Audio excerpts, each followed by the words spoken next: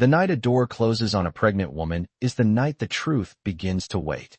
The Caldwell estate glowed like a postcard under the soft gold wash of landscape lights. The fountain in the circular driveway whispering over polished stone, every window lit, as if the house itself refused to acknowledge what was about to happen inside it.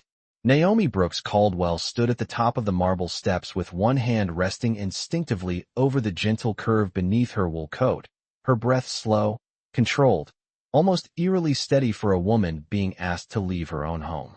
Ethan Caldwell stood a few feet away, shoulders squared, jaw tight, his tailored navy suit immaculate, the heir to Caldwell Enterprises looking every inch the decisive so the business magazines admired. Behind him, framed by the doorway like a quiet architect of disaster, was Margaret Caldwell, posture straight, silver hair perfectly styled, lips pressed into a thin line of disappointment that looked practiced. The air smelled faintly of rain and gardenias, and somewhere down the block a car engine idled, unaware that a family was being split not by truth, but by something far colder. "I can't have this uncertainty attached to my name," Ethan said, his voice even, corporate, as if he were discussing quarterly losses instead of his marriage. Naomi didn't raise her voice. She didn't cry.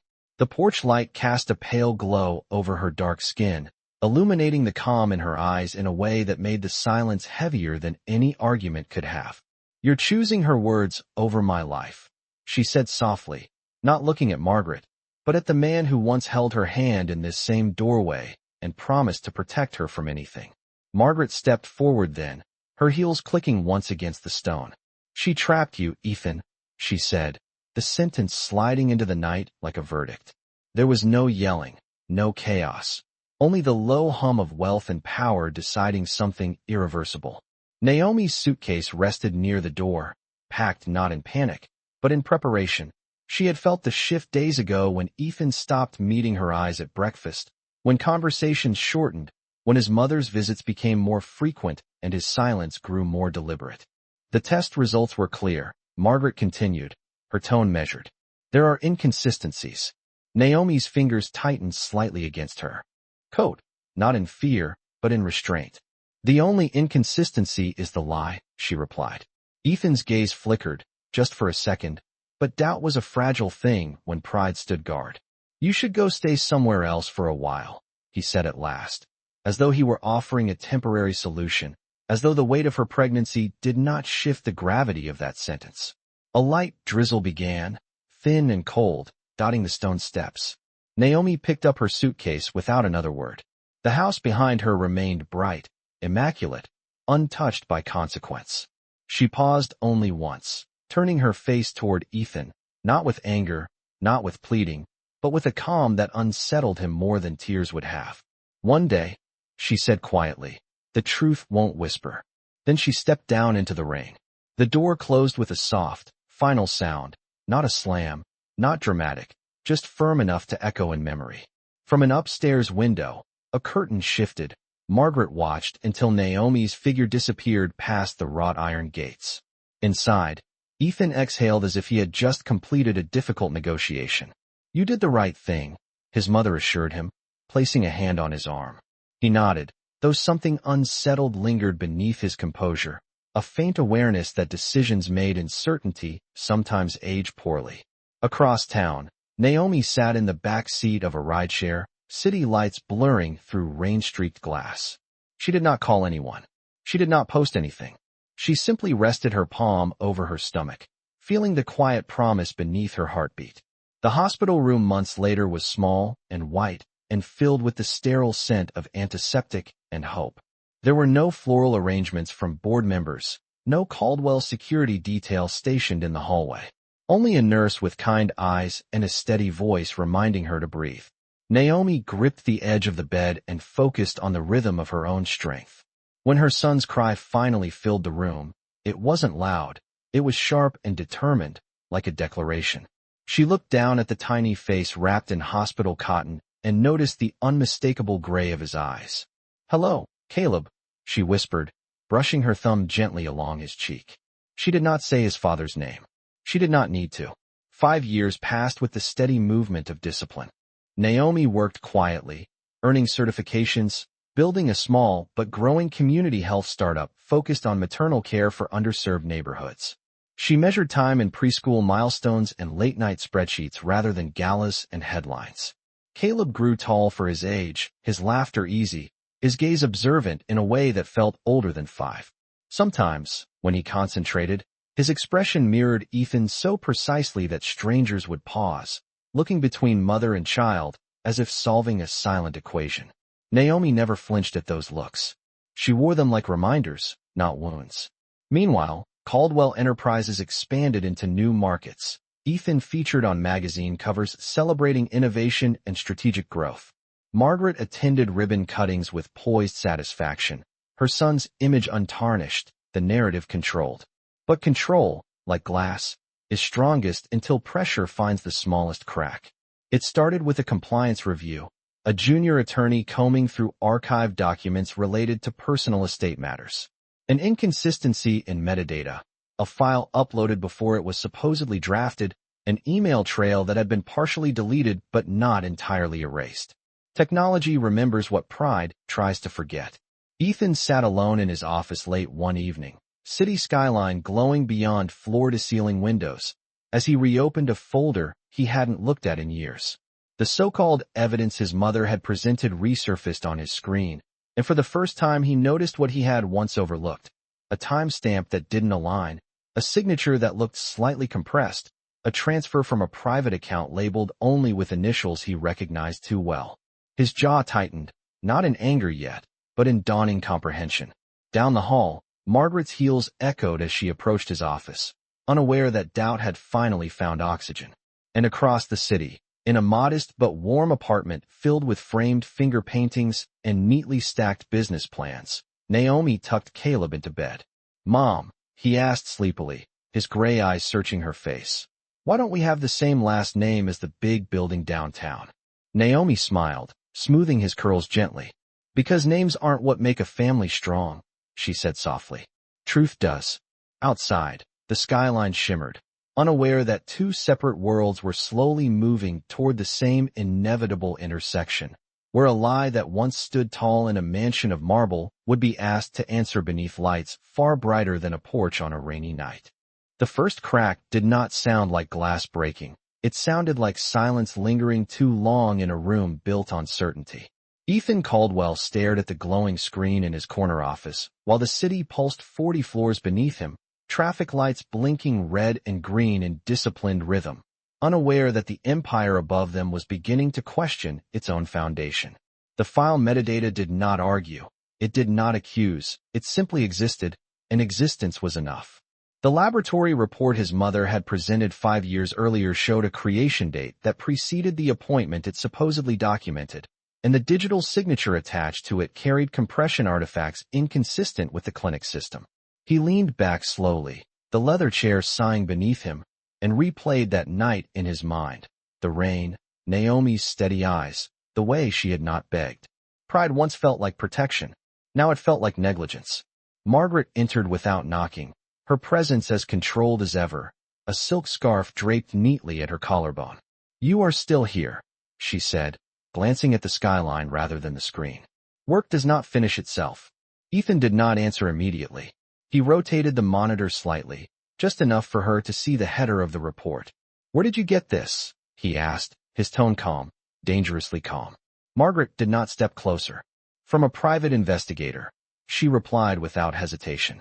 "I told you that years ago." He studied her face, searching for the smallest flicker of miscalculation, but she had mastered stillness. "The timestamp does not align," he said. "The file was generated before the appointment occurred." A beat passed, thin as thread. "Technical errors happen," she answered smoothly. "You are not a technician, Ethan. You are a chief executive officer. Act like one." He stood then, not abruptly, but with purpose. "I am also a father," he said quietly, and the words settled between them like something newly discovered. Margaret's posture shifted just slightly, a near invisible tightening at the shoulders. "You are a man who was nearly deceived," she corrected. "Do not romanticize doubt." Across town, Naomi closed her laptop after reviewing payroll projections for the upcoming quarter. Her company, Brooks Community Health, had just secured a modest but meaningful partnership with a regional hospital network, a milestone that would allow them to open a second clinic in a neighborhood that had not seen new medical investment in over a decade. The office space was small, painted in warm earth tones, with framed photos of families lining the hallway. Caleb sat at a corner table finishing a drawing in crayon, his tongue pressed gently against the corner of his mouth in concentration. "Is that our new clinic?" Naomi asked, walking over and crouching beside him. He nodded enthusiastically. "And that is you," he said, pointing to a tall figure in a blue coat. "You help the moms." She smiled softly. "We help each other." The evening light filtered through the blinds, catching the silver in Caleb's eyes, and for a moment she allowed herself to feel proud without caution.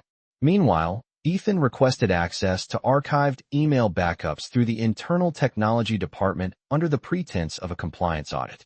The technician, unaware of the personal weight behind the request, forwarded the data within hours.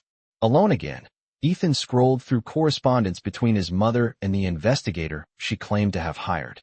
What he found was not confirmation of Naomi's betrayal, but invoices that predated the investigation itself, payments labeled under a family trust account, and one email that had been partially deleted yet remained recoverable through the system's redundancy storage. The message was brief. "Ensure the report aligns with expectations," it read. "No explicit instruction, no overt confession, but implication does not require volume." His breath slowed as realization formed fully for the first time. 5 years ago, he had chosen alignment over truth. 5 years ago, he had allowed doubt to become judgment without seeking verification from the one person whose life it altered most. Margaret returned home that evening to the estate that still carried her husband's name on the iron gates. She removed her gloves methodically, unaware that Ethan had not followed her usual pattern of nightly calls. Instead, he drove alone through neighborhoods he had not visited in years, past storefronts smaller than the boardrooms he commanded, past streetlights that flickered imperfectly but honestly.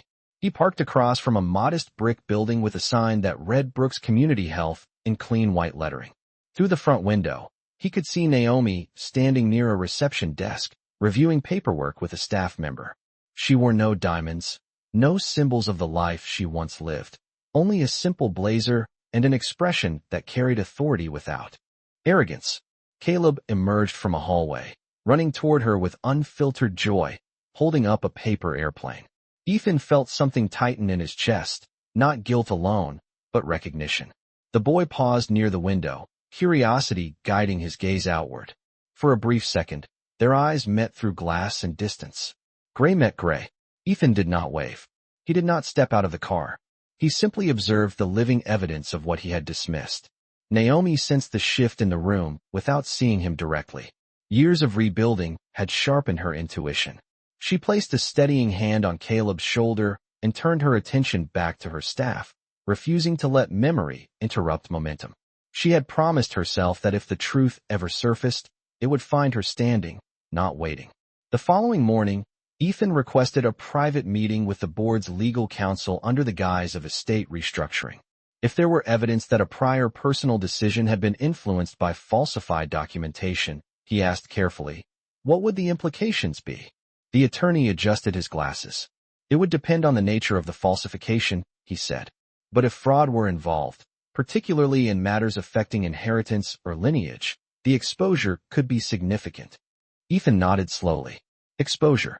The word carried more than financial consequence. It carried legacy. Margaret, meanwhile, prepared invitations for the upcoming 25th anniversary gala of Caldwell Enterprises, an event designed to showcase stability and continuity. The guest list included investors, media representatives, and civic leaders. She moved through the planning with practiced grace, unaware that Ethan had added one more name quietly through the corporate outreach department. An invitation printed on thick cream cardstock was delivered to Brooks Community Health 3 days later. Naomi held it between her fingers, reading the embossed lettering under the clinic's fluorescent lights. Caleb looked up at her expectantly. What is it? He asked. She studied the date, the location, the inevitability folded into formal language. An opportunity, she answered softly, not with vengeance in her tone, but with resolve. Outside, the city continued its measured rhythm. but beneath its polished skyline, the truth that had once been whispered in a doorway during a light rain was beginning to gather the volume of something that could no longer be ignored. The invitation rested on Naomi's kitchen table long after Caleb had gone to bed. The cream cardstock catching the soft yellow glow of the overhead light, as if it carried more than ink and embossed lettering, as if it carried memory. She traced the date with her fingertip, calculating not in weeks or days, but in resolve. 5 years ago, she had walked away from a mansion in the rain with nothing but dignity and a suitcase. Now she stood inside a home she had built with discipline and long nights, a space filled with framed clinic awards and kindergarten artwork, and she felt no urge to run from the past. Across the city, the Caldwell estate was alive with preparation. Caterers moved through the grand ballroom, measuring table placements down to the inch. Chandeliers were polished until each crystal reflected light, like a star suspended indoors. Margaret oversaw the process with measured approval, adjusting floral arrangements and instructing staff with the quiet authority of someone accustomed to being obeyed. She believed the gala would reaffirm legacy, reinforce narrative, and silence any emerging doubts. Ethan, however, moved through the same rooms with a different awareness. Every marble surface, every towering window, every framed photograph of corporate milestones now felt like a backdrop awaiting interruption. He had not told his mother about the invitation he arranged. He had not told the board about the documents he had uncovered.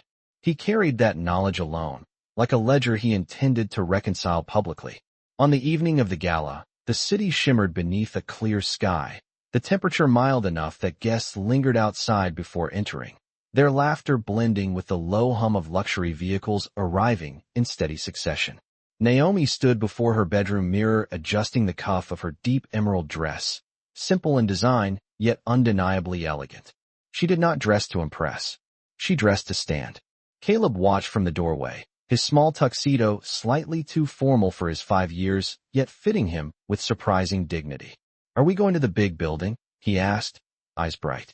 Naomi turned to him, kneeling so they were eye level. "We are going somewhere important," she said softly, "and you are going to stay close to me." He nodded with solemn understanding beyond his age. The Caldwell ballroom glowed under layered chandeliers as guests filled the space with polished conversation and curated smiles. A live string quartet played near the staircase, the notes floating upward toward ceilings painted with scenes of prosperity and ambition. Margaret greeted investors with poised warmth, her silver gown reflecting the light, as if she were part of the architecture itself. Ethan stood near the stage prepared for his speech, adjusting his cufflinks while scanning the entrance with controlled anticipation. When the doors finally opened again, the shift was subtle at first, a slight hesitation in conversation, a few glances redirected, a whisper traveling from one table to another. Naomi entered without fanfare, her posture straight, her expression calm. Caleb's hand rested securely in hers, his gray eyes observing the grandeur with quiet curiosity. Camera flashes flickered instinctively as guests recognized her, not from scandal, but from absence. 5 years of silence had not erased her from memory, it had preserved her in it. Margaret's smile faltered for the first time that evening. The color in her face remained composed, but her gaze sharpened with calculation. Ethan felt the air change, felt the weight of truth stepping across polished floors. He moved toward Naomi slowly, not as a commander, but as a man confronting consequence. "Thank you for coming," he said, voice steady yet softer than any boardroom tone he had used before. Naomi held his gaze without hostility. "I did not come for you," she replied quietly. "I came for clarity." Caleb looked up at Ethan, studying his features with the innocent intensity only children possess. Ethan's breath caught briefly, the resemblance undeniable under bright chandelier light. The program director signaled that it was time for the keynote address. Ethan stepped onto the stage, the microphone amplifying even the smallest pause in his breathing. The room settled into attentive silence, forks resting against fine china, conversations dissolving into expectation. "For 25 years," he began, "Caldwell Enterprises has stood for integrity, innovation, and accountability." His voice carried across the ballroom with practiced confidence, yet beneath it was something newly anchored. "Tonight, I would like to speak not only about our future, but about a decision in my past. Margaret's fingers tightened slightly around her champagne glass.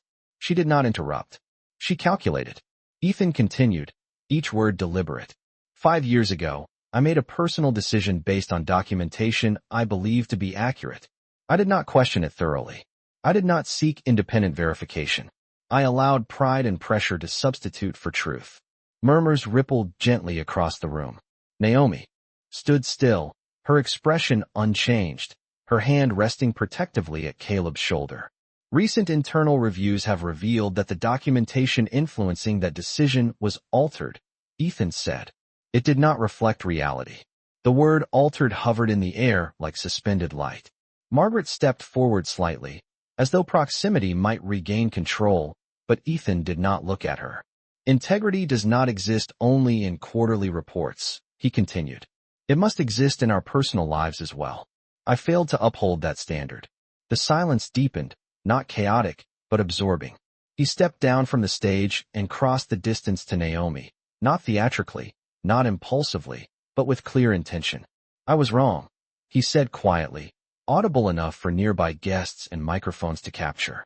And I intend to correct it. Margaret finally spoke, her tone measured, yet edged with urgency. Ethan, this is neither the time nor the place. He turned toward her gently but firmly. It is exactly the place, he answered. Because the lie began in a house built on image. Guests watched not with scandalized delight, but with recognition of accountability unfolding in real time. Naomi met Margaret's gaze without anger. The truth does not need volume, she said calmly. It only needs light. Caleb shifted slightly, looking between the adults with quiet awareness. Ethan knelt to meet his son's eye level, not touching, not presuming, simply present. Hello, he said softly. Caleb studied him, then glanced at Naomi for reassurance. She nodded once, small but steady. Hi, Caleb replied, his voice clear beneath the chandeliers. The resemblance required no announcement. It existed. Margaret's composure began to fracture not in outward display, but in the subtle tremor of a breath she could not fully steady. The narrative she had constructed for years now stood exposed not by accusation, but by acknowledgement. Ethan rose again and faced the room. Caldwell Enterprises will conduct a full internal investigation regarding falsified documentation tied to family trust accounts, he stated formally. Transparency will guide every step. The board members exchanged measured looks, understanding the gravity without spectacle. Naomi did not step toward reconciliation. She did not request restoration. She simply stood as proof that dignity sustained under pressure becomes unshakable. As the orchestra resumed softly, conversation returned in hushed tones, not explosive, but contemplative. The night that was meant to celebrate legacy had instead illuminated truth. Under chandeliers that once symbolized untouchable image, a quiet recalibration began, not of wealth, but of worth. The applause that followed did not roar. It settled, uncertain and reflective, as though the room itself needed time to understand what had just shifted. Conversations resumed in measured tones beneath the glow of chandeliers, but the energy was no longer celebratory. It was recalibrating. Naomi felt the weight of 100 glances without shrinking beneath them. She had stood under brighter lights before, though none as honest as this. Caleb's small fingers tightened around hers, not in fear, but in awareness that something important had happened. Ethan remained where he stood for a moment after stepping away from the microphone, the echo of his own admission still lingering in the air. He had built a reputation on control, yet tonight he had surrendered narrative in favor of truth, and the cost of that decision was only beginning to reveal itself. Margaret approached him with a composure that bordered on defiance. You have embarrassed this family, she said quietly, ensuring her voice did not travel beyond the immediate circle. Ethan did not raise his own voice. No, he replied steadily. The embarrassment began when I stopped asking questions. Margaret's gaze flickered toward Naomi, then toward Caleb, and for the first time her expression carried not authority, but calculation losing its footing. You are allowing sentiment to override judgment, she insisted. I am allowing evidence to override assumption, Ethan answered. The distinction stood firm between them.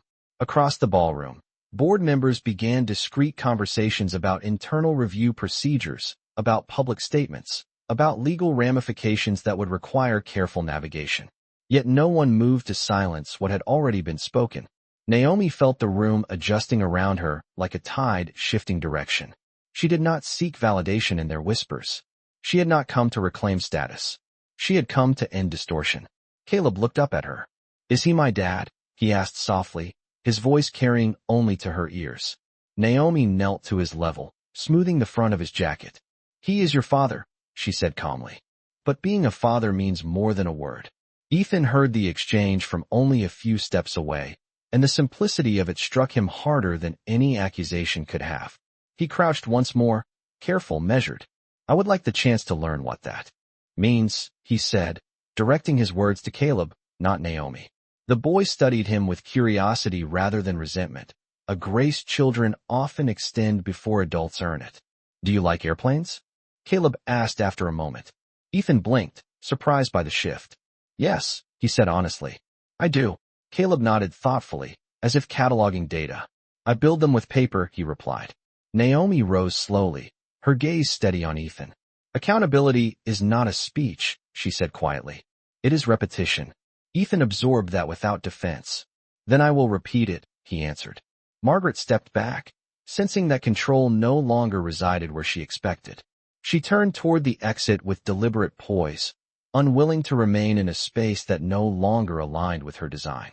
The cameras near the entrance captured her departure in flashes that would circulate by morning. Yet the most significant moment had already passed, and it required no spectacle.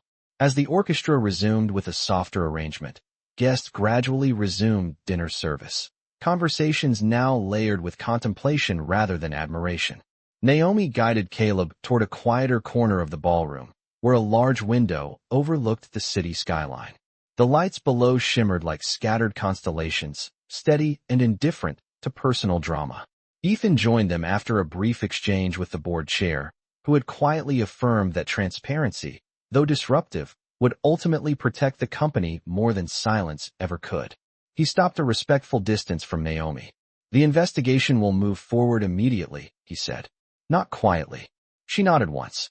"It should not be quiet." He hesitated before continuing. "I cannot undo 5 years," he said.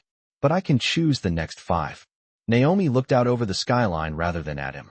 "Choice is proven in action," she replied. "Not proximity." The implication was clear. Reconciliation was not automatic. Redemption required evidence as tangible as the documents that had once divided them. Caleb pressed his hands against the glass, leaving faint prints that caught the light. "It looks like stars," he whispered. Ethan followed his gaze. "It does," he agreed. The simplicity of standing beside his son without pretense felt unfamiliar, yet grounding. For years he had measured success in expansion charts and stock performance metrics. Now he measured it in proximity earned rather than assumed. A member of the press approached cautiously, requesting comment. Ethan turned slightly toward Naomi. "May I?" he asked, seeking consent before speaking.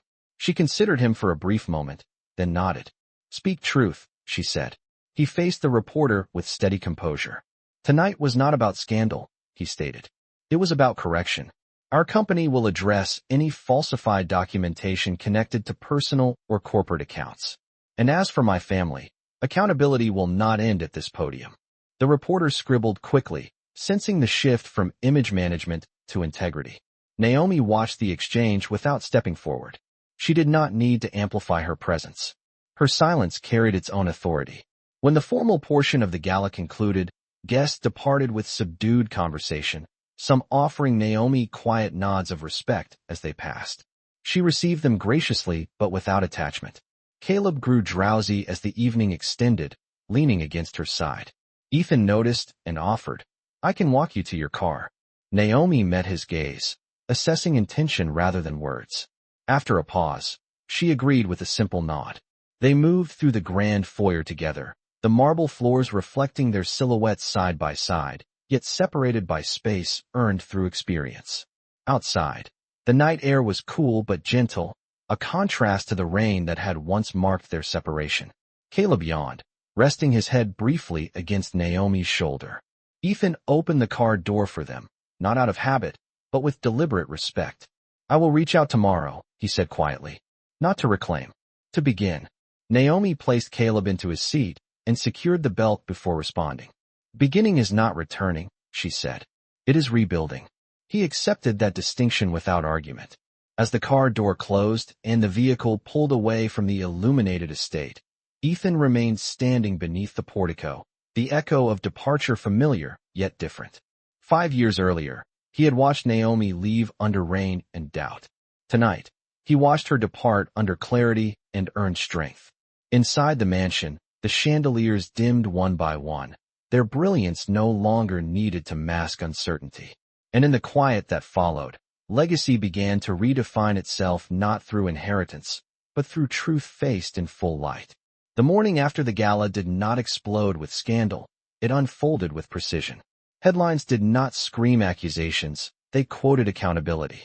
Financial news outlets replayed Ethan's statement beneath measured captions about corporate transparency, and social media debated integrity more than betrayal. Inside Caldwell Enterprises, the executive floor felt different, quieter in a way that suggested recalibration rather than panic. Ethan stood at the long glass conference table with the board assembled before him, city sunlight cutting sharp lines across polished surfaces. We will initiate a full forensic audit of any documentation tied to personal trust accounts over the last 6 years, he said, voice steady and devoid of performance. Independent counsel will oversee the process. No one interrupted. Investors valued control, but they valued stability more. And stability, they understood, was rooted in credibility. Margaret watched from the far end of the table, hands folded with practiced elegance. She did not protest. She did not apologize. She simply observed, measuring which direction power now leaned. Across town, Naomi prepared Caleb for school with the same unhurried rhythm she had built over 5 disciplined years. Cereal bowls clinked softly against the kitchen counter, morning light filtering through curtains in warm stripes. Caleb's backpack hung slightly crooked over one shoulder as he chewed thoughtfully. "Are we famous now?" he asked with genuine curiosity. Naomi smiled gently. "We are not famous," she replied. "We are honest." He seemed satisfied with that distinction, nodding once before heading toward the door. After dropping him off, Naomi drove to the clinic where staff members were already gathered around a small television in the break room, replaying clips from the gala. When she entered, the room fell briefly silent, not out of awkwardness, but out of respect. "We saw what happened," one nurse said quietly. "You handled it with grace." Naomi placed her bag on the counter and met their eyes steadily. "Grace is easier when you do not carry guilt," she answered. The clinic's day unfolded as usual, appointments scheduled in 15-minute intervals, mothers arriving with infants bundled against early autumn air, paperwork processed with efficiency. Naomi refused to let public attention interrupt private purpose. Meanwhile, Ethan sat across from the independent counsel he had hired, a seasoned attorney known for discretion rather than theatrics. Documents lay organized in neat stacks between them. "The metadata trail confirms alteration," the attorney explained calmly. "The laboratory report was modified before presentation. Payment records indicate instruction from a private trust account linked to your family." Ethan absorbed the information without visible reaction, though the confirmation solidified what instinct had already accepted. "What are the legal implications?" he asked. "Potential fraud, misrepresentation, and civil liability," the attorney replied. "However, the greater consequence is reputational. The narrative has shifted in your favor only because you addressed it publicly. Silence now would reverse that." Ethan nodded slowly. "There will be no silence." That evening, he drove once more to the modest brick building where Brooks Community Health operated. This time, he parked openly.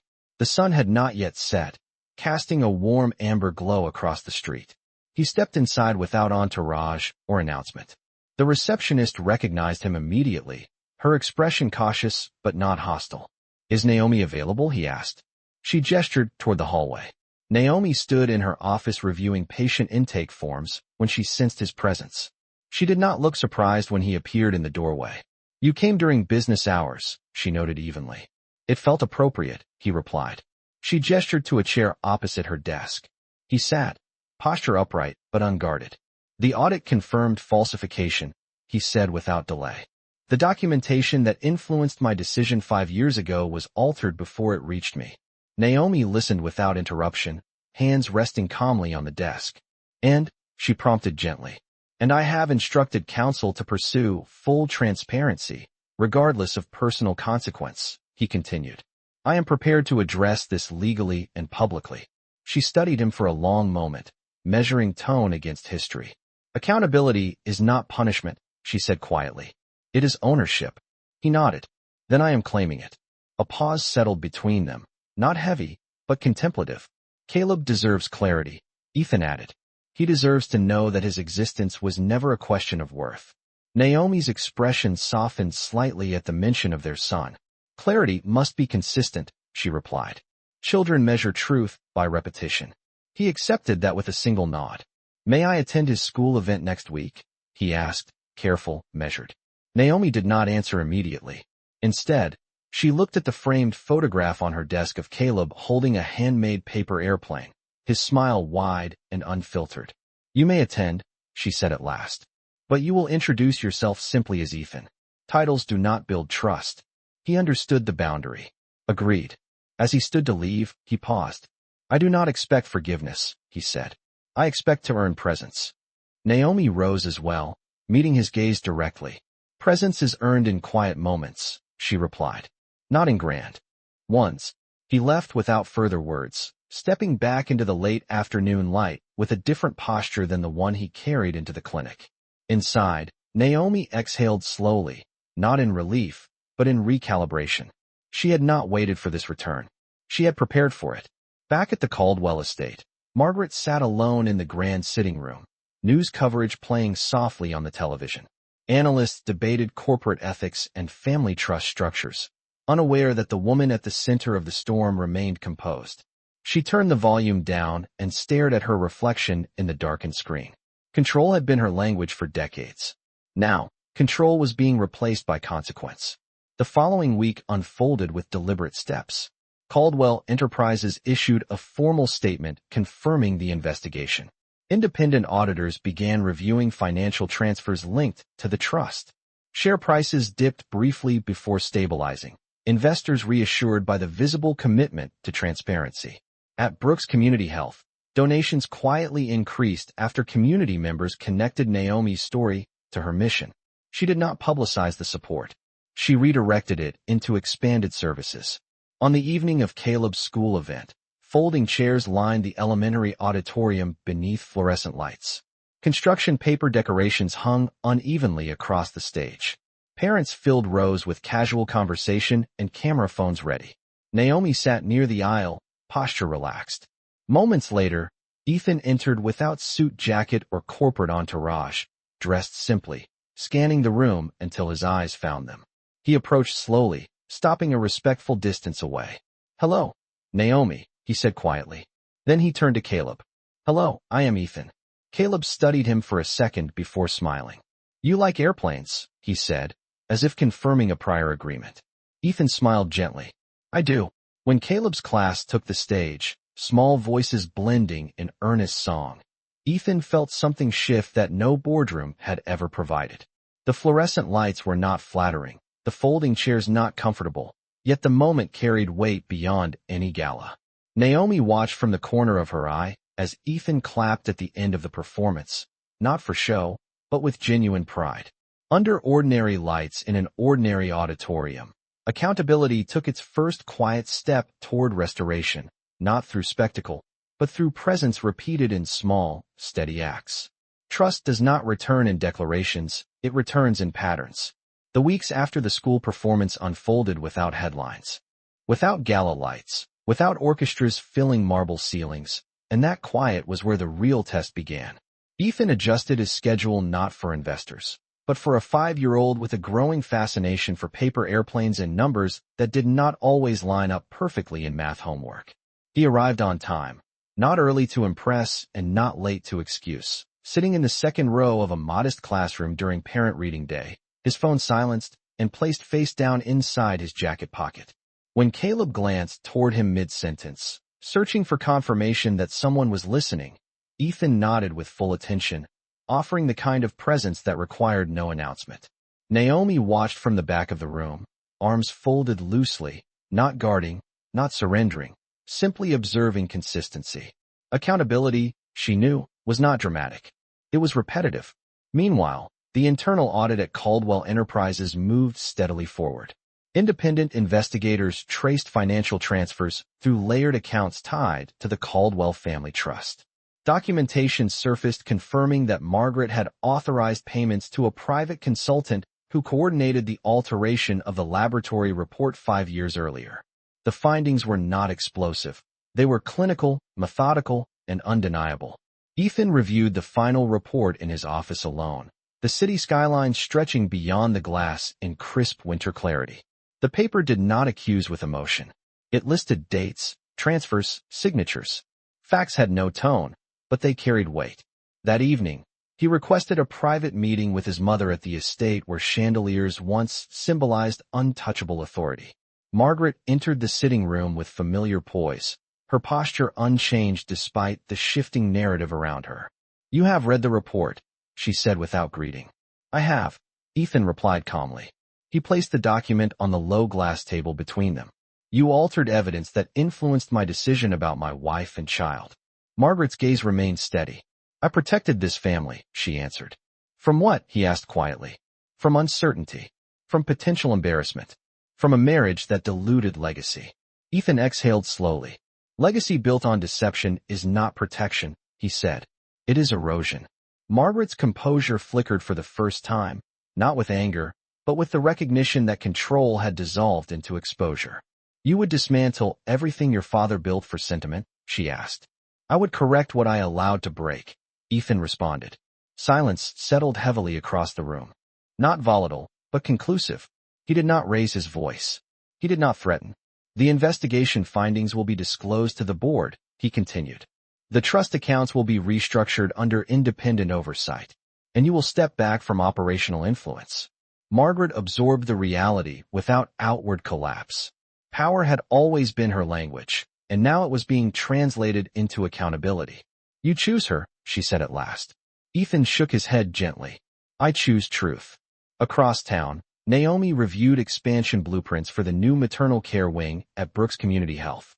Donations had increased after the gala, not because she had sought sympathy, but because transparency resonated with the community she served. Caleb sat at the kitchen table building a larger paper airplane than usual, carefully folding each crease with measured attention. "Will he come to my science fair?" he asked casually, as if the question carried no emotional risk. Naomi paused before answering. "If he says he will, then he will," she replied evenly. The distinction mattered. Ethan arrived that Saturday morning with a simple backpack slung over his shoulder, not containing gifts, but containing snacks and a notebook. He spent the afternoon on the living room floor learning the difference between a glider fold and a dart fold, listening as Caleb explained lift and balance with earnest seriousness. Naomi observed from the doorway, noticing the absence of performance. There were no grand apologies, no rehearsed speeches, only quiet engagement. When Caleb's airplane finally sailed cleanly across the room and landed near the couch, his laughter filled the space without hesitation. Ethan laughed with him, not as a guest seeking approval, but as a father discovering participation. Later that evening, as dusk softened the city skyline outside Naomi's apartment, Ethan stood near the window while Caleb brushed his teeth in the bathroom. "I filed the restructuring paperwork today," he said quietly. "The trust oversight will be independent." Naomi nodded, her expression thoughtful. "You are correcting systems," she replied. "Now correct habits." He understood the implication. "I will continue showing up," he said, without expectation. She studied him for a moment, weighing words against weeks of action. "Rebuilding is not reunion," she reminded him gently. "It is alignment." He accepted that boundary without resistance. At Caldwell Enterprises, the board formally approved governance changes and issued a statement acknowledging internal misconduct within the trust accounts, clarifying that corrective measures were underway. Investors responded not with panic, but with cautious approval. Transparency had cost image, but it preserved credibility. Margaret retreated from public appearances, her absence noted but not dramatized. Control had shifted from quiet manipulation to visible integrity. At the elementary school science fair, folding tables lined the cafeteria beneath fluorescent lights. each displaying cardboard projects and hand-drawn diagrams. Caleb stood proudly beside his presentation on basic aerodynamics, explaining how folded paper could glide further with balanced wings. Naomi stood nearby, offering encouragement with a gentle smile. Ethan arrived on time, taking his place beside them without overshadowing the moment. When Caleb finished his explanation and received a small blue ribbon for participation, he looked between his parents with unfiltered pride. "Did you see it fly?" he asked. "I did," Ethan answered. "And it was steady." Naomi watched the exchange carefully, recognizing that steadiness had become the unspoken theme of their new dynamic. That evening, as the three of them stepped outside into crisp air tinged with early spring promise, city lights flickered on one by one across the skyline. There was no grand reconciliation scene, no dramatic embrace beneath streetlights. There was space, respectful and intentional. "Thank you for coming," Caleb said simply as he climbed into the car. Ethan closed the door gently and met Naomi's eyes across the roof of the vehicle. "Thank you for allowing me to," he replied. She nodded once, the smallest acknowledgement carrying the weight of months of disciplined growth. As the car pulled away from the school parking lot, Ethan remained standing beneath ordinary lights rather than chandeliers, aware that redemption was not a moment achieved, but a pattern maintained. And in the quiet rhythm of attendance, correction, and consistent presence, the foundation of something more honest began to take shape, not because it was dramatic, but because it was deliberate. Healing does not announce itself with fireworks. It settles in slowly, like morning light replacing a long night without asking permission. Spring arrived in the city with softer air and longer afternoons, and with it came a new rhythm that felt less fragile than before. Ethan no longer measured his week by shareholder calls alone. He measured it by Tuesday evenings at the community clinic, where he volunteered quietly in the administrative office, reviewing grant applications and helping streamline billing systems without placing his name on any plaque. Naomi had not invited him into that space. He had asked, and she had agreed under one condition. "You will not be the face of this," she had said evenly. "You will be part of it." He accepted without negotiation. At Brooks Community Health, the expansion of the maternal care wing moved from blueprint to framing. Drywall rose where empty space once stood, and the scent of fresh paint replaced the echo of construction drills. Naomi walked through the site with a clipboard in hand, discussing ventilation placement and patient privacy standards with contractors, her voice confident and grounded. Ethan observed from a respectful distance, recognizing that leadership did not require spotlight. When a contractor asked who he was, he answered simply, "I am here to help with the logistics." The simplicity of that answer felt heavier than any title he once carried. Meanwhile, the restructuring of the Caldwell family trust finalized under independent oversight. Legal filings transferred decision authority to a neutral fiduciary board, effectively removing unilateral control from Margaret. The announcement was handled through formal channels, precise and devoid of drama. Margaret responded by withdrawing further from public engagements, her presence fading from social pages that once chronicled her influence. In private, she sat alone in the estate's sunroom, where filtered light fell across antique furniture and framed photographs of earlier decades. She had believed strength meant control. Now she confronted a version of strength that meant accountability. She did not call Naomi. She did not attempt reconciliation. Pride remained her last defense.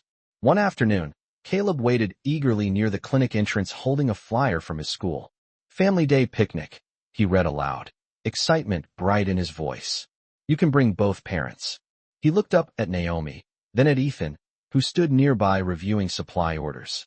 The word both lingered gently in the air. Naomi knelt beside her son, smoothing his hair with familiar tenderness. "Family is not measured by seating arrangements," she said softly. Caleb tilted his head. "But can he come?" Naomi met Ethan's gaze, not with hesitation, but with deliberation. "If he can show up," she answered calmly. Ethan nodded once. "I will be there." The picnic took place on a wide public lawn bordered by oak trees just beginning to bloom. Folding tables displayed homemade dishes. Children raced across the grass with kites and bright soccer balls, and a local band played soft acoustic music near a temporary stage. Ethan arrived early, not to claim space, but to assist with setting up folding chairs alongside other parents. No one announced his presence. A few recognized him from business headlines, but curiosity softened into normalcy when they saw him carrying coolers and adjusting tablecloths like everyone else. Naomi arrived with Caleb shortly afterward, dressed casually in a light sweater and jeans, her demeanor relaxed yet observant. When Caleb ran toward a group of classmates, Ethan followed at a measured pace, careful not to intrude, yet ready to engage. They spent the afternoon flying paper kites instead of airplanes, laughter carried by mild spring wind.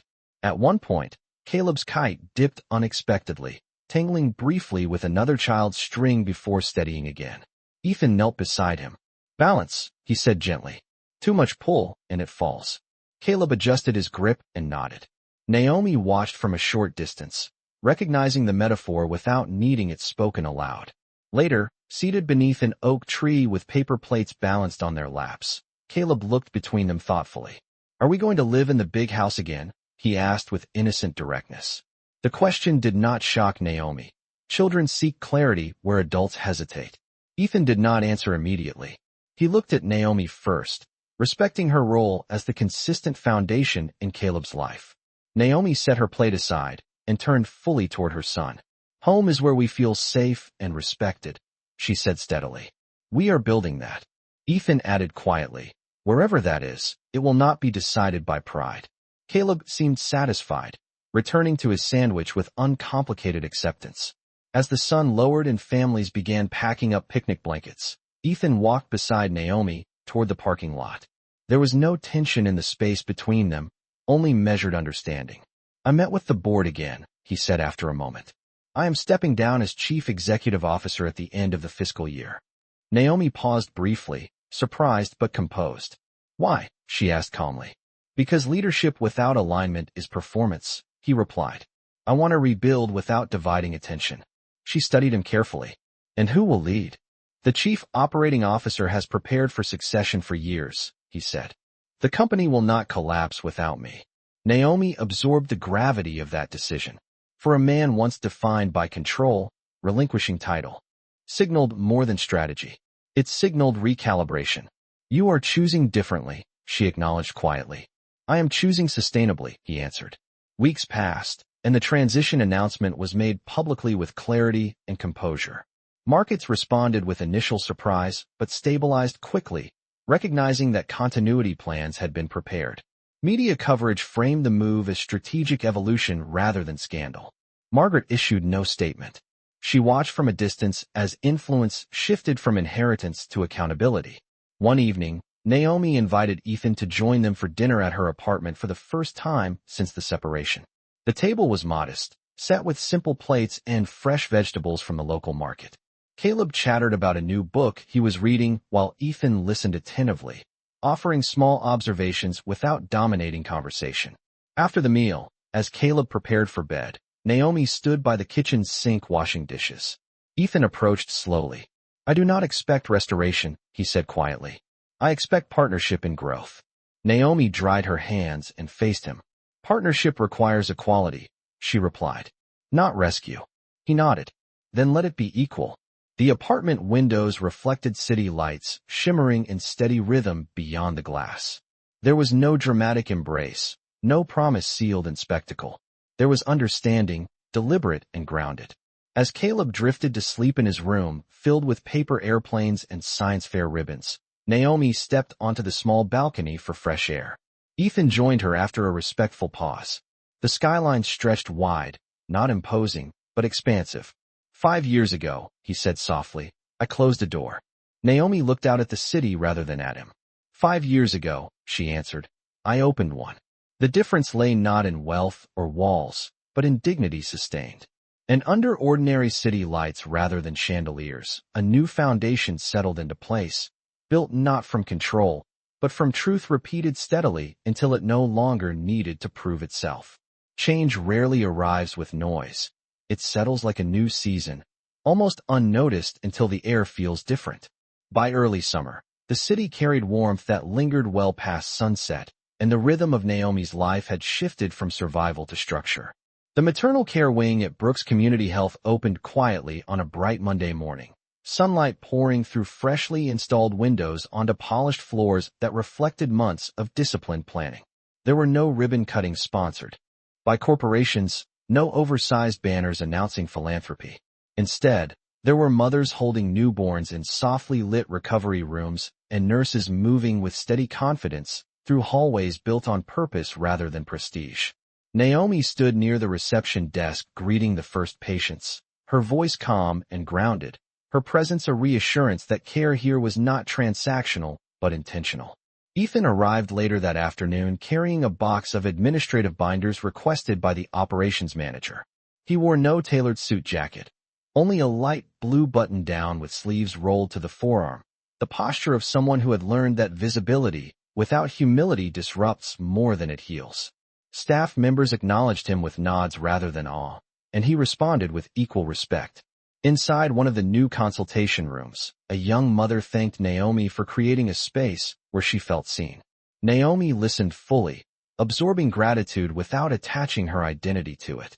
Across town, Caldwell Enterprises finalized its executive transition. Ethan's successor assumed the chief executive officer position with a formal announcement delivered in a press release focused on continuity and governance stability. Analysts noted the smooth transition as evidence of strategic foresight rather than forced retreat. Ethan retained a seat on the board but relinquished daily authority, stepping into a quieter advisory role that required less performance and more reflection. Margaret observed these developments from a distance, her once frequent presence in boardrooms replaced by limited appearances at carefully curated social functions.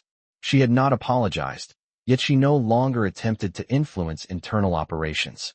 Pride had not disappeared, it had simply lost its leverage. One Saturday afternoon, Naomi and Caleb visited a public library where community volunteers hosted a children's reading hour. The building smelled faintly of old pages and polished wood, sunlight filtering through tall windows onto carpet patterned with muted colors. Caleb chose a book about inventors who built flying machines from simple materials. Ethan joined them shortly after, sitting on the floor beside other parents while the librarian read aloud. When Caleb leaned against him absent-mindedly during the story, Ethan did not react with surprise. He simply remained steady, understanding that trust often forms in unguarded moments rather than declared ones. Naomi watched from a nearby chair, noticing the ease in her son's posture. Afterward, they walked together through the park across the street, where children raced bicycles along paved paths and the scent of cut grass lingered in the air. Caleb pointed toward the sky where a small single-engine plane crossed the horizon. "That one is balanced," he said thoughtfully. Ethan smiled gently. "It is," he agreed. Naomi listened quietly, recognizing that balance had become more than a concept in aerodynamics. It had become a shared discipline. Later that evening, as they prepared dinner together in Naomi's apartment, Caleb set the table with careful concentration. Ethan chopped vegetables beside Naomi, movements coordinated without collision. The kitchen was modest, the countertops slightly worn from years of use. Yet the atmosphere carried warmth more authentic than any formal dining room. "The board asked if I planned to return as chief executive officer in the future," Ethan said quietly while rinsing produce. Naomi glanced at him briefly. "And what did you say?" she asked. "I said leadership is not a title I need to hold to contribute," he replied. "Right now my focus is here." She nodded once, acknowledging the shift without dramatizing it. Caleb interrupted their exchange with a proud announcement that he had folded a new type of paper glider capable of traveling farther than his previous designs. After dinner, he demonstrated it in the living room, the glider sailing smoothly across the space before landing near the balcony door. Ethan clapped lightly, genuine admiration in his expression. "That was steady," he said. Caleb beamed. Weeks turned into months marked by repetition rather than spectacle. Ethan attended parent-teacher meetings, volunteered at weekend clinic fundraisers, and maintained transparency in corporate matters without using them as leverage for reconciliation. Naomi expanded the clinic's outreach program to include educational workshops for expectant fathers, emphasizing accountability and presence in early childhood. Ethan participated not as a speaker with credentials, but as a listener willing to learn alongside others. In one session, a young man admitted fear of making mistakes. Naomi responded calmly, "Mistakes are corrected by ownership, not avoidance." Ethan felt the weight of that truth settle deeply within him. Meanwhile, Margaret received a formal notice regarding civil proceedings related to the falsified documentation. The matter was handled through legal channels with discretion, emphasizing restitution rather than public humiliation. She complied without contest, her influence now limited to personal circles that valued discretion over dominance. For the first time in decades, she existed outside the center of narrative control. One evening, as summer storms gathered over the city, thunder rolling softly across distant rooftops, Naomi and Ethan stood together on the apartment balcony, watching rain streak against glass. Caleb slept inside, the faint hum of his bedside fan steady in the background. "I never wanted restoration of what we had," Naomi said quietly, her gaze fixed on the illuminated skyline beyond the storm. "I wanted correction." Ethan nodded, rain reflecting in his eyes like fragmented light. "And I never understood the difference," he replied. She turned toward him slightly. "Now," she asked. "Now I understand that partnership is built on truth repeated until it becomes normal," he said. The rain intensified briefly, then softened into a gentle rhythm. There was no dramatic reconciliation declared beneath lightning flashes, no cinematic resolution spoken into the wind. There was clarity, grounded and patient. Inside, Caleb stirred briefly in his sleep before settling again, unaware that the foundation around him had been rebuilt not through spectacle, but through steady acts aligned with integrity. And as the storm moved past and the city lights regained sharpness against the night sky, the future did not appear as a return to grandeur, but as a continuation of balance, chosen daily rather than assumed. Autumn arrived with a quiet clarity that felt earned rather than given. The air crisp in the early mornings as golden leaves gathered along sidewalks that had carried years of unspoken history. By then, routine had replaced uncertainty. Ethan no longer asked whether he belonged in Caleb's life. He demonstrated it in consistent gestures that required no announcement.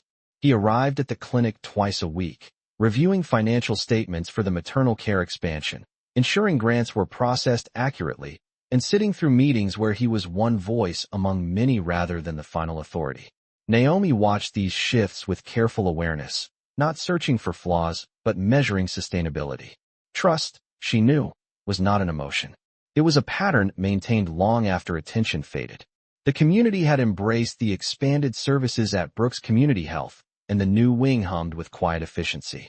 Expectant mothers attended educational workshops where fathers sat beside them taking notes, and Ethan often listened from the back row, absorbing conversations about responsibility and presence. He never inserted his own story unless asked directly, and when he spoke, he did so without embellishment. "I learned too late that assumption is not protection," he said once during a session. "Accountability begins with verification." The room responded not with applause, but with nods, the kind that signaled understanding rather than spectacle. Meanwhile, Margaret's world had narrowed. The estate remained vast. The chandeliers still illuminated polished floors, yet the silence carried a different weight. Invitations arrived less frequently, and when they did, they were addressed to her name alone rather than the Caldwell legacy she once wielded. Legal proceedings related to the falsified documentation concluded quietly with financial restitution and formal acknowledgement of misconduct. There was no courtroom drama, only the steady consequence of decisions made in secrecy. Margaret signed the final documents in her study, sunlight falling across the desk where she once directed influence. For the first time, control no longer defined her position. One late afternoon, as orange light filtered through clinic windows, Naomi found Ethan standing near the reception desk speaking softly with a nurse about scheduling logistics. Caleb sat nearby drawing blueprints for what he called his future airplane factory. Naomi observed the scene with a calm she had not known 5 years earlier. The absence of tension no longer surprised her, it reassured her. After the staff left for the evening, the three of them walked to a nearby food truck parked along the curb, ordering simple sandwiches and lemonade. They sat at a metal picnic table beneath string lights that flickered gently overhead. The setting was ordinary, the kind of place where no one expected corporate titles or public apologies. "My teacher says families can look different," Caleb said between bites. "Ours looks different." Naomi smiled. "Different does not mean broken," she replied. Ethan nodded, meeting his son's eyes directly. Different can mean rebuilt, he added quietly. The word lingered not as a claim, but as a shared acknowledgement. Later that night, as Naomi reviewed patient intake data on her laptop, Ethan stood by the window watching the city settle into evening calm. The board has offered me a long-term advisory role, he said carefully. It would allow flexibility. Naomi closed her laptop gently before responding. Flexibility for what? She asked. For this, he answered, gesturing subtly toward the apartment, toward the life unfolding without grandeur. She studied him for a moment. Then accept it, she said. But understand that presence is not conditional. He nodded, recognizing that commitment here could not compete with corporate demands. Weeks later, a small ceremony took place at the clinic to celebrate the one-year anniversary of the maternal care expansion. There were no elaborate speeches, only gratitude expressed by families who had benefited from the services. Naomi stood at the front of the room acknowledging her staff, her voice steady and warm. Ethan remained among the attendees, clapping when others did, proud without positioning himself at the center. Caleb handed out small thank you cards he had drawn himself, each featuring a paper airplane soaring above a building labeled Hope. The simplicity of the illustration carried more meaning than any formal plaque. As winter approached again, the city skyline sharpened against clear skies, and with it came a quiet reflection that marked nearly a year since the gala where truth first interrupted image. One evening, Naomi invited Ethan to walk with her along the riverfront after Caleb had fallen asleep at a friend's house. The water reflected skyscraper lights in broken ribbons, the air cool enough to require coats, but not discomfort. They walked side by side without rushing. Do you regret stepping down? Naomi asked after a moment. Ethan considered the question carefully. I regret confusing authority with alignment, he said. Stepping down corrected that. She nodded once, satisfied with the absence of defensiveness. And do you regret reopening what was buried? He asked gently. Naomi paused, looking out over the river's steady current. I regret the years we lost, she replied. I do not regret the truth. The distinction was clear. As they turned back toward the city lights, Ethan slowed his pace slightly. I am not asking for restoration, he said. I am asking to continue building. Naomi met his gaze beneath the glow of a nearby street lamp. Then build, she answered calmly. There was no dramatic embrace, no cinematic declaration sealing the moment. Instead, there was mutual understanding grounded in repetition. In the months that followed, Caleb began referring to Ethan not by name, but simply as Dad, the transition occurring naturally without instruction. The first time the word surfaced at breakfast, Ethan froze briefly before responding with quiet steadiness. Naomi noticed the shift but did not comment, allowing the word to settle into normalcy. Margaret observed from afar through occasional news mentions about the clinic's success and Ethan's advisory contributions, her role now defined by absence rather than interference. The estate remained lit at night, but its brightness no longer dictated narrative. And as another year approached its close, the family once divided by assumption now stood connected by deliberate truth, not restored to former grandeur, but elevated by earned integrity, living not in spectacle, but in the steady glow of choices repeated until they required no explanation. Winter settled over the city again, but this time it did not feel like survival. It felt like structure. Snow lined the sidewalks in clean white layers, softening sharp edges of concrete and glass. And inside Naomi's apartment, the warmth carried the scent of cinnamon and steady living. Nearly a year had passed since the night truth stepped into chandeliers and refused to dim. Now, life unfolded without spectacle, but with intention measured in small decisions that accumulated quietly. Caleb sat at the dining table finishing a school assignment titled, What Family Means to Me. His handwriting was careful, letters slightly uneven but determined. Ethan reviewed clinic budget projections beside him, not because he needed to, but because involvement had become habit rather than effort. Naomi stood by the stove stirring a pot of soup, listening to the soft scratch of pencil against paper. Read it to us, she said gently when Caleb finished. He cleared his throat with exaggerated seriousness. Family means people who tell the truth even when it is hard, he read. Family means showing up more than once. Family means fixing things when you break them. The words settled into the room with quiet gravity. Ethan did not interrupt. Naomi did not correct. The definition belonged to Caleb, shaped by lived experience rather than theory. That is strong, Ethan said softly. Caleb smiled and added one more sentence before closing the notebook. Family is not about a big house. Naomi caught Ethan's eye across the room, and neither spoke, because the silence held agreement. Caldwell Enterprises entered its new fiscal year with stability intact. The advisory role Ethan accepted allowed him to contribute strategically without absorbing the full weight of executive authority. The board meetings he attended were deliberate and concise, focused on governance and ethical oversight. His presence no longer dominated the room, it balanced it. Industry analysts described the shift as a case study in corrective leadership, but the narrative no longer defined him the way it once had. After meetings, he drove not to the estate of his childhood, but to the clinic or the modest apartment where his son waited with questions about science and balance. Margaret's world remained quieter. She had reduced her public engagements and declined invitations that once would have reinforced influence. On a cold January afternoon, she requested a meeting with Ethan at a private tea room downtown. The space was understated, polished wood and soft instrumental music filling the air. She sat upright as always, gloved hands folded neatly. I underestimated consequence, she said without preamble. Ethan listened without visible reaction. I believe control preserved legacy, she continued. I see now it fractured it. There was no apology framed in dramatic language, but the admission carried weight. Legacy survives correction, Ethan replied calmly. Not denial. Margaret nodded once, the smallest acknowledgement. You have chosen differently than I would have, she said. That may be your strength. They parted without embrace, but without hostility.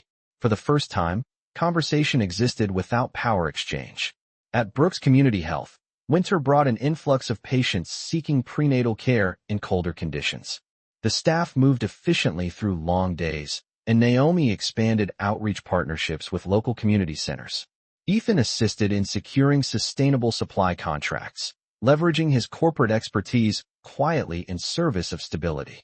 During one late evening review session at the clinic, as snow fell steadily outside, Naomi looked up from a spreadsheet. You no longer try to fix everything, she observed. Ethan smiled faintly. I learned that not everything requires my correction, he replied. Some things require my support. The distinction mattered. Caleb's 8th birthday approached in early spring, and he requested something simple. I want both of you there, he said plainly. The celebration took place at a small indoor aviation museum where children could sit in vintage cockpits and experiment with wind tunnels. Naomi arranged cupcakes decorated with paper airplane toppers, and Ethan arrived early to help set up chairs. When Caleb blew out his candles, he did not hesitate before making a wish. I wish things stay steady, he whispered. Naomi heard it. So did Ethan. Stability had become the quiet victory. Later that evening, after guests departed and Caleb fell asleep clutching a small model airplane gift, Naomi and Ethan sat on the living room floor amid discarded wrapping paper. He does not wish for more, Naomi said softly. He wishes for consistency. Ethan nodded. Then we continue giving it, he replied. There was no urgency to define their relationship beyond what already existed. They had rebuilt trust through repetition, and the absence of dramatic declarations felt intentional rather than incomplete.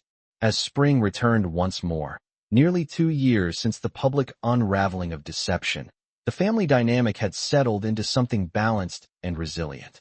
Ethan no longer carried guilt as a visible weight. He carried responsibility as a chosen discipline. Naomi no longer carried guarded distance. She carried discernment paired with grace. Caleb carried neither confusion nor resentment. He carried clarity shaped by transparency.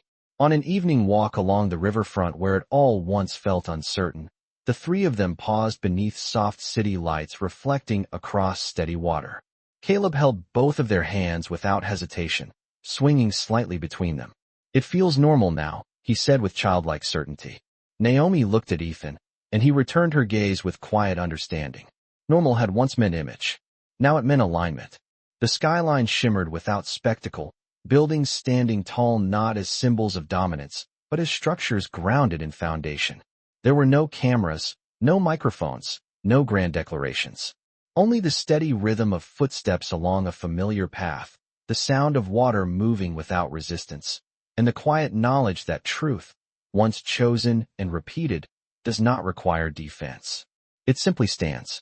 And in that steadiness, the family once divided by assumption walked forward together, not restored to what had been, but rebuilt into what could endure. Growth does not always feel dramatic. Sometimes it feels like quiet mornings that no longer carry tension. By the time the third spring arrived since truth reshaped their lives, routine had deepened into something steady enough to trust. The clinic had expanded again, not in size alone, but in reputation, becoming a respected cornerstone of the community. Brooks Community Health now partnered with 2 regional hospitals and hosted monthly seminars on family wellness, accountability, and early childhood development.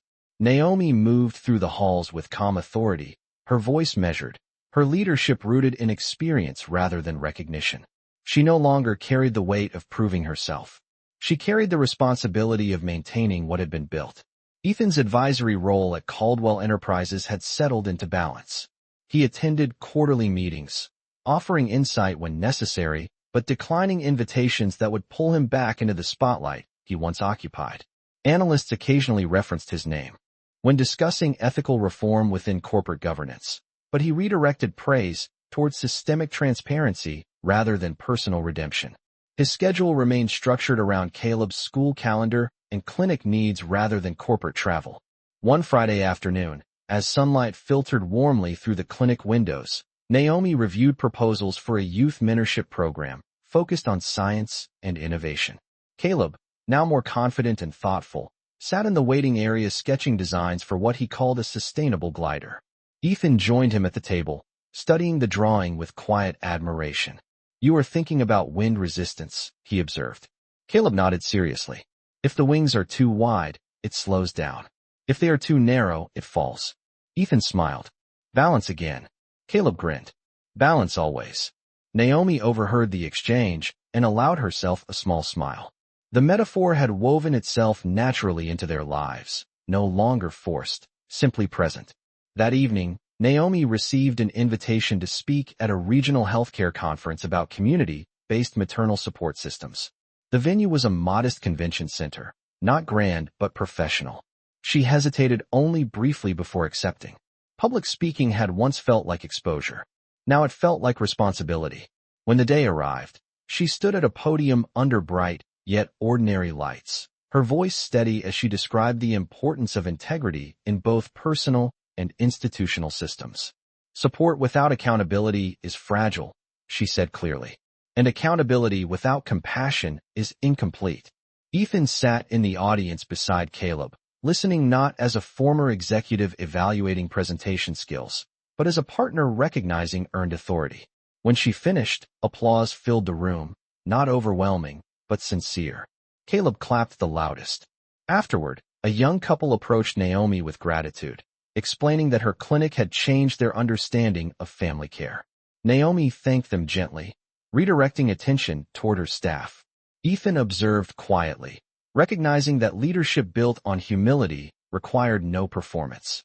Meanwhile, Margaret remained largely absent from public view. Months earlier, she had chosen to downsize from the estate into a smaller residence near the city outskirts. The decision had surprised social circles that once equated space with significance. Ethan visited her occasionally, not out of obligation, but out of measured respect. Their conversations were no longer debates about legacy, but reflections about consequence. One afternoon, as they sat in her smaller living room where sunlight warmed simple furnishings, she said softly, "Control felt like security." Ethan responded without accusation. "Security built on fear does not endure." She nodded once, absorbing the truth without defense. Back at the apartment, Naomi and Ethan began discussing the possibility of moving into a shared home, not the estate of the past, but something intentionally chosen. The conversation unfolded slowly over several evenings, free of urgency. "If we do this," Naomi said calmly one night as they reviewed property listings, "it is because we align, not because we return." Ethan agreed immediately. "There is nothing to return to," he replied. "Only something to build." Caleb listened from the couch, his curiosity bright. "Can my room face the sunrise?" he asked earnestly. Naomi laughed softly. If we find a house with that option, yes. They eventually found a modest 2-story home in a quiet neighborhood near the clinic, with a small backyard and large east-facing windows. The purchase did not involve grand announcements or media attention. It involved careful budgeting, shared decision-making, and signatures placed side by side without pressure. On move-in day, friends from the clinic and school helped carry boxes through the front door. Caleb immediately ran upstairs to claim the bedroom where morning light poured in. Ethan carried furniture with steady focus, and Naomi directed placement of bookshelves and desks. When the final box was set down, they stood together in the living room surrounded by unpacked belongings and the scent of fresh paint. There was no symbolic gesture, no dramatic declaration, only shared breath and quiet recognition. That evening, as the sun set beyond neighboring rooftops, Caleb sat cross-legged on the new living room floor assembling another paper airplane. "This one is stronger," he announced confidently. Ethan knelt beside him. "Because you have learned from the others," he said. Naomi leaned against the doorway watching them. "Strength comes from correction," she added softly. Outside, neighborhood lights flickered on one by one, not as spectacle, but as ordinary markers of evening. The house did not carry marble floors or towering gates. It carried intention. Weeks later, as they hosted a small dinner for clinic staff and close friends, laughter-filled rooms not built for grandeur, but for gathering. Naomi moved comfortably through conversations. Ethan refilled glasses without formality, and Caleb explained aerodynamics to anyone willing to listen. The atmosphere felt light, not because the past had vanished, but because it had been addressed. Later, when the guests departed and quiet returned, Naomi stepped onto the back porch where cool night air settled gently across the yard. Ethan joined her, standing close but not encroaching. "We did not restore anything," he said quietly. "We rebuilt it." Naomi looked out at the faint outline of trees against the dark sky. "Restoration would have repeated old patterns," she replied. "Rebuilding required change." Inside, Caleb's laughter echoed faintly as he tested a new glider from the staircase. The sound carried through the house like affirmation. And under the steady glow of porch light rather than chandeliers, the family once divided by pride stood anchored not by image, but by alignment, living in a space chosen deliberately, where sunrise would meet their windows each morning as proof that balance, once learned, can endure. Some seasons do not announce change with storms. They arrive with steady light that reveals what has already taken root. By the time summer returned again, the new house no longer smelled of fresh paint, but of lived mornings and late evening conversations. Sunlight streamed through the east-facing windows each day, touching the hardwood floors in quiet gold, and Caleb had grown used to waking before his alarm just to watch the first line of light stretch across his desk. He had taped paper airplane designs along the wall above it, each one labeled with dates and small notes about what he improved. Version 12 flies farther, he explained one morning as Ethan stood beside him tying his tie for a board advisory meeting. "Because I changed the angle." Ethan nodded thoughtfully. "Correction without ego," he replied. Caleb grinned. "Balance without fear." Naomi listened from the hallway, recognizing how naturally those words now lived inside their home. Brooks Community Health had become more than a clinic. It had become a model. A regional publication requested a feature on Naomi's leadership and the clinic's expansion strategy. She agreed on one condition: that the article focus on community impact rather than personal narrative. The photographer arrived on a bright Tuesday afternoon, capturing images of nurses consulting with patients and fathers attending workshops with attentive focus. Naomi stood at the center of the hallway for one photograph, sunlight filtering behind her, not as spectacle, but as context. Ethan visited that day as well, assisting with logistics for a new mobile outreach unit that would serve neighboring counties. He moved equipment without drawing attention, accustomed now to contribution without spotlight. Meanwhile, Margaret's smaller residence on the outskirts of the city had grown quiet but not empty. She had begun volunteering at a local arts foundation, mentoring young students in classical music appreciation. The shift surprised some who remembered her former dominance in corporate circles. Ethan visited her occasionally on Sunday afternoons, bringing Caleb along when schedules aligned. During one visit, Margaret listened as Caleb explained aerodynamics with patient seriousness. She watched the boy's hands move confidently as he described airflow and lift. "You think carefully," she said softly. Caleb nodded. "I learned to check things twice." Ethan met his mother's eyes briefly, the unspoken acknowledgement of past assumption resting gently between them. Margaret did not defend her history. She had learned that silence could now serve reflection rather than control. Back at home, Naomi and Ethan reviewed plans for a community scholarship fund the clinic hoped to establish for young students interested in healthcare careers. The idea had originated from a workshop participant who struggled to afford nursing school. "We can allocate initial funding from the surplus reserves," Ethan suggested carefully. Naomi considered the numbers displayed on her laptop. "And match it with community contributions," she added. Their conversations about finance no longer carried tension. They carried partnership. Later that evening, as they prepared dinner together, Caleb burst into the kitchen holding a certificate from school. "I got selected for the regional science showcase," he announced breathlessly. Naomi's eyes widened with pride. "That is incredible," she said warmly. Ethan placed a steady hand on his son's shoulder. "What is your project?" Caleb lifted his blueprint sketches. "A sustainable glider built from recycled materials." Ethan smiled. "Then we build it carefully." The weeks leading to the showcase unfolded with focused energy. Evenings were spent testing wing angles in the backyard, measuring flight distance with a tape measure stretched across grass still warm from summer sun. Naomi timed flights while Caleb adjusted designs. Ethan documented results in a small notebook, writing observations without assuming conclusions. When one design failed to travel as expected, Caleb frowned briefly before resetting. "We correct," he said calmly. Naomi felt a swell of quiet gratitude. Failure no longer intimidated him. It informed him. The day of the showcase arrived beneath clear blue skies.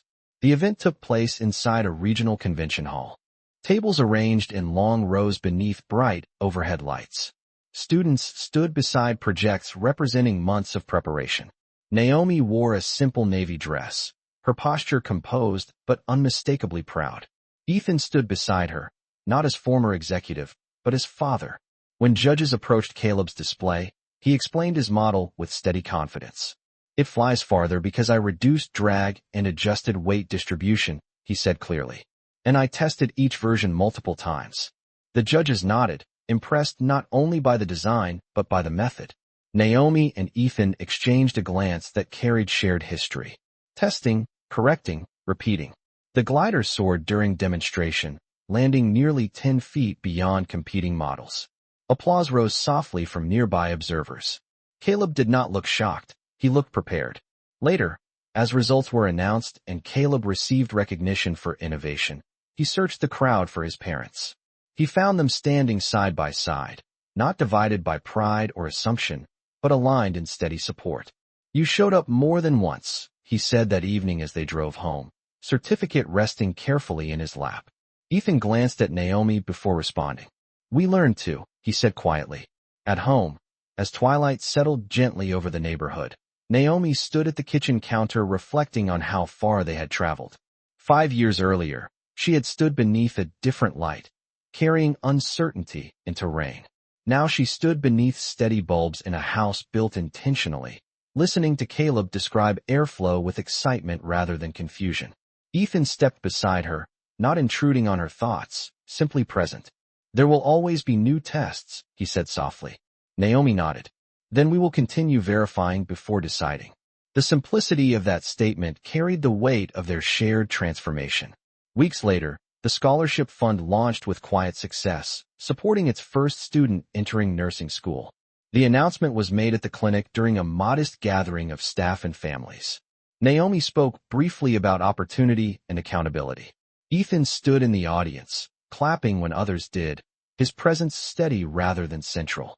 Margaret watched coverage of the event from her smaller living room, pausing the screen briefly as she observed her son standing without spotlight, her former daughter-in-law leading without spectacle, and her grandson growing beneath steady guidance. For the first time, she allowed herself a small, private smile that carried neither control nor regret, only recognition. And as another evening settled over the house where sunrise would soon return, the family moved through familiar rooms with quiet assurance. The journey had not erased the past, it had refined it. Truth had not restored grandeur. It had established balance.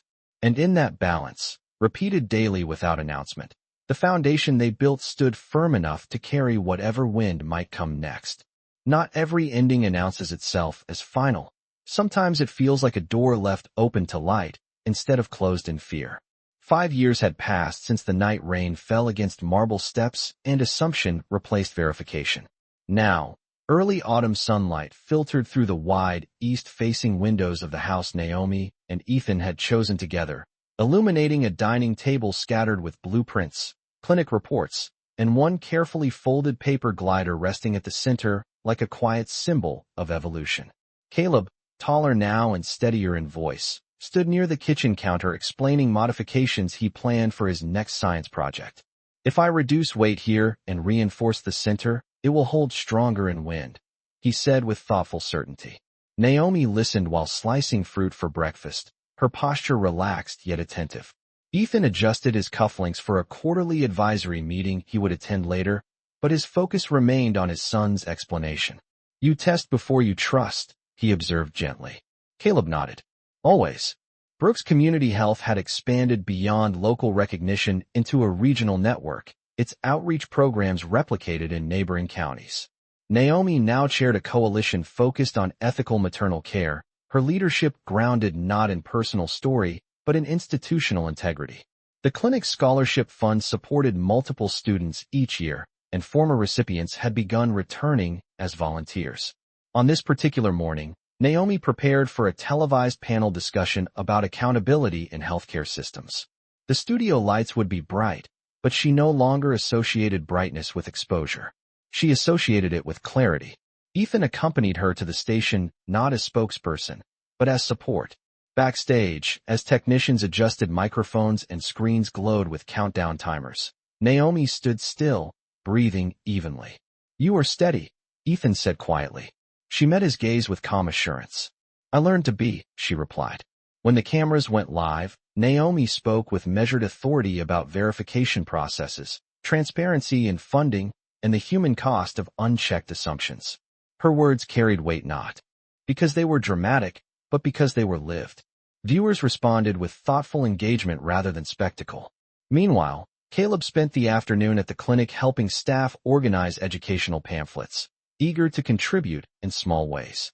He had grown accustomed to walking through hallways filled with purpose, greeting nurses by name, listening to conversations about care and responsibility. He no longer asked whether he belonged. He acted as though belonging was understood. Across town, Margaret watched the televised panel from her modest living room, hands folded in her lap. Age had softened her posture, and reflection had replaced urgency. She listened to Naomi's words about accountability and allowed herself to acknowledge the cost of pride without defense.